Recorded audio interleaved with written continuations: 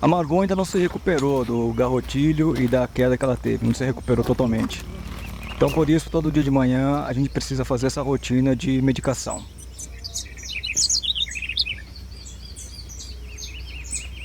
Leva um tempo, só depois de terminado isso é que a gente vai para a obra.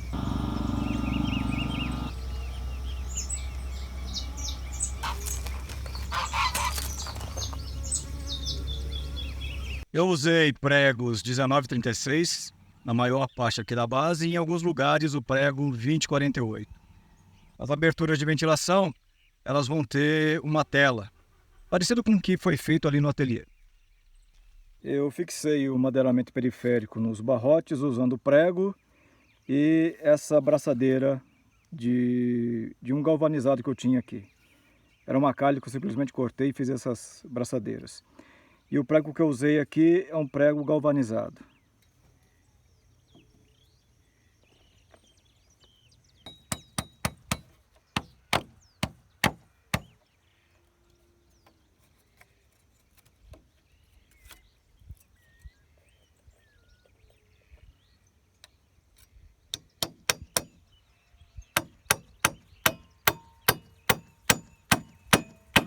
Essas são tábuas de pinos não tratado, elas têm 15 centímetros de largura e como elas não são tratadas, a gente faz um tratamento aqui no sítio mesmo. E a gente usa octaborato de sódio para fazer esse tratamento. O octaborato evita o aparecimento de fungos e evita o aparecimento de alguns insetos que furam a madeira também.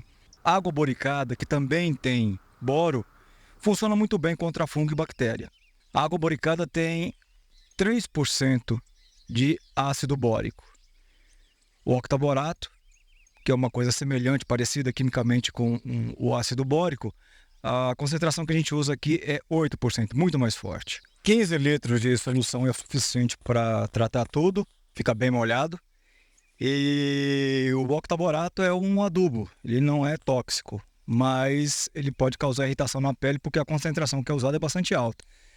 Eu só uso o óculos de proteção, porque ele pode irritar o olho também, além da pele. Não uso máscara, mas é aconselhável que você use. E elas foram distribuídas aqui simplesmente para receber o tratamento de octaborato de sódio.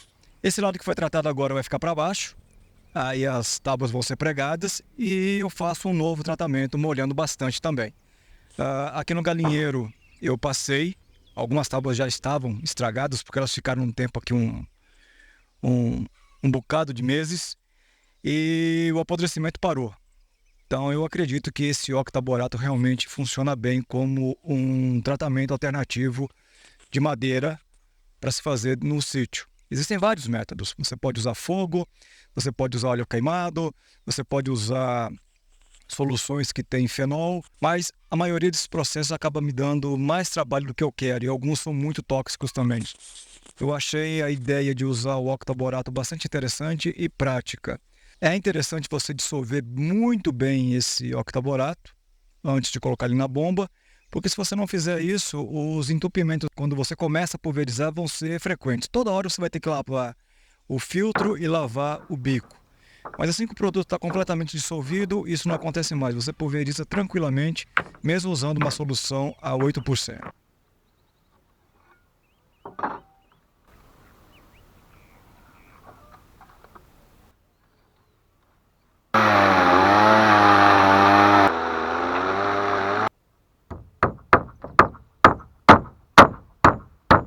Uma coisa que eu não faço mais é pregar as tábuas de primeira, seja no piso ou nas paredes. Aqui você tem que trabalhar igual uma costureira. Primeiro você alinhava, se está tudo certo, você costura. Então primeiro eu bato meio prego, se está tudo certo, eu repasso e prego de verdade tudo. Dá menos trabalho do que você ter que desmanchar a parede ou um piso inteiro por conta de um ou outro erro bobo. É sempre bom lembrar que eu não sou carpinteiro. A carpintaria que eu faço aqui no sítio eu aprendi fazendo, vendo gente fazer ao vivo ou em vídeo e vendo alguma coisa em livros. Então, se a gente faz, você faz também. Todo esse subpiso ia ser feito com OSB, próprio para a construção de subpiso de casas de madeira. Acontece que a gente teve muito trabalho para encontrar esse USB e quando encontrou o preço a gente não gostou. Então a gente largou para lá. A gente ia usar USB na construção de algumas paredes também esquecemos a ideia e optamos por fazer com tábua de pinos. Dá mais trabalho, claro. As caixas de passagem da fiação elétrica já estão feitas. Inclusive a fiação que vai sair lá do gerador, essa fiação sai lá do barracão da oficina e entra aqui na casa. O que eu vou precisar fazer ainda é uma caixa com registro para tubulação de água. A nossa água cinza, a gente vai bolar ainda um esquema de fazer com que ela caia em uma estrutura que eu vou construir aqui no barranco, que dá para o lado da horta. Eu tenho que pensar um pouco melhor ainda, mas a ideia é inicialmente fazer a tubulação. Essa tubulação cai dentro de um tipo de manilha e ela infiltra dentro do próprio terreno. É um processo natural, simples e que normalmente funciona bem. Em Rio Branco a gente tentou vários e vários modos vamos chamar de controlar a água cinza. Nada deu certo. A gente tentou círculo de bananeira, coisa que aqui é impossível de ser feita. A gente tentou uma espécie de sumidouro. A gente tentou uma espécie de fossa. Não é bem uma fossa, mas é uma estrutura construída com pneus e depois ela é enterrada. Bom, nada funcionou. Em algumas situações, o que aconteceu foi que a população de mosquitos de pernilongo aumentou absurdamente. Isso acabou incomodando a gente. A nossa solução lá foi fazer a água correr livremente no terreno em uma tubulação que saía longe da casa. O problema lá em Rio Branco era chuva excessiva em uma época, alagava, o círculo de bananeira morria. O nível de água subia exageradamente e a água cinza acabava fazendo o que a gente fez no futuro. Ela corria em cima do terreno. O sumidouro a mesma coisa. Ele enchia muito rapidamente durante as chuvas. O círculo de bananeira sofria também durante a seca. Enfim, não deu certo. Quando a água começou a correr livremente em cima do terreno, tudo mudou. O sol secava, a chuva lavava, a água penetrava muito bem no terreno, a gente não tinha problema com pernilongo, não tinha problema com mau cheiro, enfim, aqui a gente vai adotar um sistema mais natural também e nada muito tecnológico. O terreno é bastante poroso, o volume de água que a gente gasta não é muito grande e a gente consegue construir 1, 2, 3 câmeras, se for necessário, para infiltração dessa água no solo. A gente está deixando crescer vários pinheiros aqui nesse barranco. Esses pinheiros crescendo, eles também passam a utilizar a água que a gente vai liberando aqui para ser absorvida no solo. Eu, sinceramente, acredito que isso vai funcionar sem nenhum problema. Pela nossa experiência em Rio Branco, quanto mais natural for a coisa, melhor. Um outro sistema de saneamento alternativo que a gente vai adotar, que para a gente na verdade não é alternativo, a alternativa é o que a gente está usando agora, é um banheiro seco. Então aqui a gente não vai ter nenhum tipo de fossa, não vai precisar fazer nenhum tipo de tubulação para receber água de um vaso sanitário. E vamos novamente adotar exemplo do que a gente tinha em Rio Branco. A gente usou banheiro seco lá durante todo o tempo que a gente morou no sítio. Vamos adotar isso aqui também. A chuva atrapalhou um pouco, então eu não consegui fazer todo o madeiramento aqui do subpiso. Não consegui colocar todas as tábuas. Mas as que foram colocadas já estão pregadas.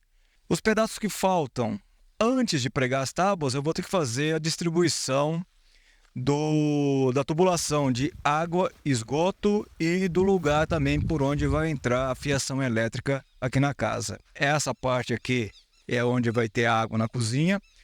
Aqui tem uma lavanderia, então eu preciso colocar aí a tubulação de esgoto e de água, a mesma coisa aqui na cozinha, e ali o banheiro.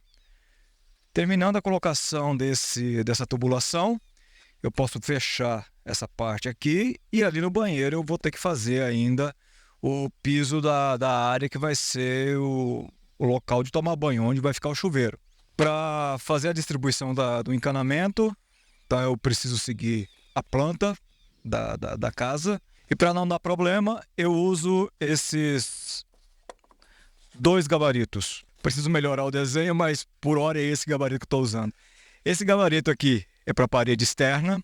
Entre o revestimento interno e o revestimento externo, ao todo aqui tem 15 centímetros. E ele vai assim. E daqui eu faço as medidas. Esse é o gabarito da parede, das paredes internas. Da mesma forma, a distância aqui é de 15 centímetros. E ele vai, por exemplo, aqui. Em algumas situações assim. Essas medidas já fazem parte do desenho aqui da planta.